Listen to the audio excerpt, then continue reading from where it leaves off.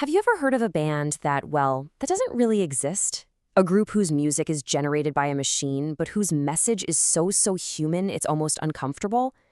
Today, we're going to dive into an AI-powered music project that's using algorithms to write some of the sharpest social commentary I've ever heard. Let's get into it. Right out of the gate, you get a line like this. It perfectly captures the whole vibe of the project. It's cynical, it's a little bit provocative, and it's aimed squarely at a world of broken promises. This, right here, is what satire sounds like in the 21st century. So, to really get where this music is coming from, you have to understand the world it's reacting to. The people behind this project see our modern world as this chaotic, sprawling jungle, and it's the perfect backdrop for what they call the monkey dance. And what exactly lives in this jungle? Well, you've got political leaders twisting narratives every which way. You've got this flood of misinformation that makes it almost impossible to tell what's true. And then there's us, with our own consumer hypocrisy and this massive, deepening chasm of social inequality. These are the targets. This is the chaos that's fueling the art. So what kind of response can possibly stand up to all that modern chaos? You might be thinking a protest movement or maybe a new political party. But no, it's something way more unexpected. It's a band that was born out of a school project. So let's be super clear about what this actually is. The monkey dance is this amazing collaboration. You've got students and teachers on one side and artificial intelligence on the other. The humans come up with the big ideas and the critical direction, and the AI generates the music, the lyrics, and even the album art. It's a true hybrid creation. And this isn't just some random art project, There's a real educational mission here. It's all part of a big German initiative called the AI Fair Image Challenge. The whole point is to promote the creative and, this is key, the ethical use of AI among students. So it's teaching a new generation how to use these incredibly powerful tools, not just to make cool stuff, but to do it responsibly. Okay, now for the really fascinating part. How do they actually use AI as a satirical weapon? Let's break down the different ways these AI-generated lyrics really land their punches, theme by theme. Oof, that line is just brutal, isn't it? It comes from their song, Your Poverty Pisses Me Off. And man, it just perfectly kicks off their critique of political manipulation. It's that creeping feeling that maybe our democracy is just an illusion. You see, songs like Lump and Hello, I'm Pump are basically direct parodies of populist leaders. You can probably guess who they're alluding to. The AI is mimicking the classic tactics, making these grand, empty promises, completely rewriting history, and just dismissing any facts that get in the way. And that line right there, from their song Trust Me It's True, it's the perfect anthem for our so-called post-truth world.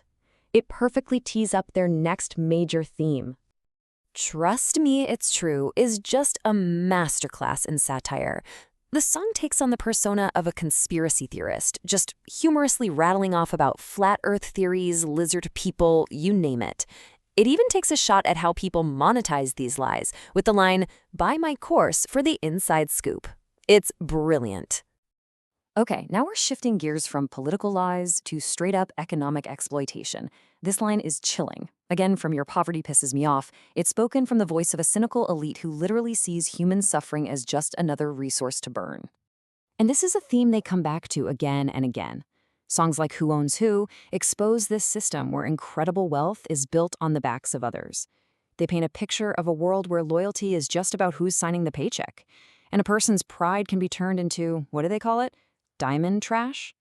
And finally, just when you think they're only pointing fingers outward, the project turns the mirror right back around on all of us. This line from Filth Like You perfectly captures the weird contradictions of our modern lives. Yeah, the band is absolutely ruthless in pointing out our own hypocrisy. It's a takedown of a culture where we might post something on social media, feeling all this outrage one minute, and then immediately buy something from the very systems we were just protesting. And the best part? The narrator includes himself, saying, then check my reflection. Oh, fuck, me too. So you hear AI making satirical music, and you probably think, wow, that's so brand new, so futuristic. But if you zoom out a little bit, you'll see that the monkey dance is actually just the latest chapter in a very, very old story about art and social commentary. Check this out. For centuries, artists have used monkeys to satirize human behavior, our vanity, our foolishness, our tendency to just copy whatever we see. Then, fast forward to the 1960s, and conceptual art comes along, arguing the idea is more important than the final product. The monkey dance basically smashes these two traditions together, using this brand new technology, AI, to keep a very old artistic conversation going. And this is so key to understanding the whole project. It's a piece of conceptual art. The fact that students are prompting an AI to critique society is the art. The process itself, this collaboration between human and machine, is just as meaningful as the song you end up hearing on Spotify. And all of this, the satire, the technology, the history, it all leads us to the single biggest question that hangs over every single creative AI project today. So just look at this breakdown of the creative process. The human provides the concept, right? The satirical prompt. And then they curate the final output. The AI handles the heavy lifting, the composition, the performance, generating the image. It's a partnership.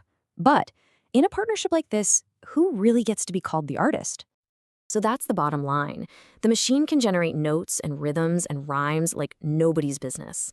But can it generate intent? Can it actually understand satire? When a human provides that core satirical soul, but an AI gives it a voice, where does the art truly come from? This project doesn't give us an easy answer, but it forces us to ask the question. And right now, in the age of AI, that might be the most important thing any art can do.